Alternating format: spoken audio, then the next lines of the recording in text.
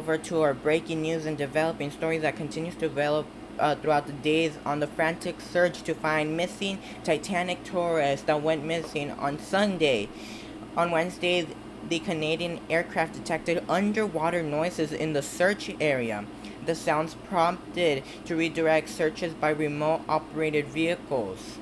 The U.S. Coast Guard said early Wednesday nothing that the effort has so far is a negative result.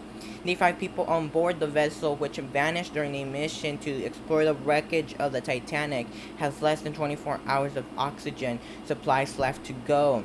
A Coast Guard official making the bid to find the sub a race against time. So what do we know so far? What are key details to this? First of all, the submarine's name is Titan. It went missing Sunday during a mission to survey the wreckage of the Titanic.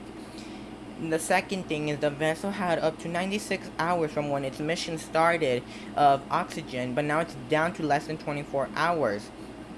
And the price, one of the key details is it's not everyday people, it's a wealthy, rich person who are taking these trips, as it's a $250,000 per person trip by Ocean Gate.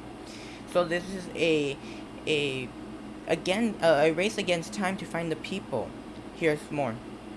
A glimmer of hope in the desperate search for the private sub in the North Atlantic.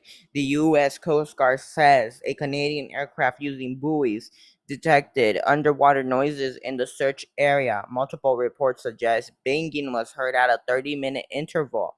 That's according to an internal government search. 4 hours later, banging was still heard, but it's unclear if it's the same noises detected by the buoys. The sub and fiberboard have less than a day worth of air to locate the vessel in a critical depth. At 2.5 miles, it requires a specialized equipment to reach and potentially bring back the vessel. Since Sunday, the Coast Guard has coordinated search efforts with the U.S. and Canadian Coast Guard, Air National Guard aircraft, and the Polar Prince, which has searched a combined 7,600 square miles, an area larger than the state of Connecticut. These search efforts have focused on both surface, with C-130 aircraft searching by sight and with radar, and subsurface, with P-3 aircraft were able to drop and monitor sonar buoys.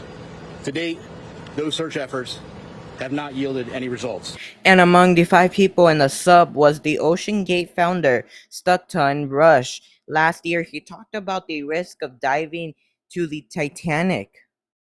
At some point, safety just is pure waste.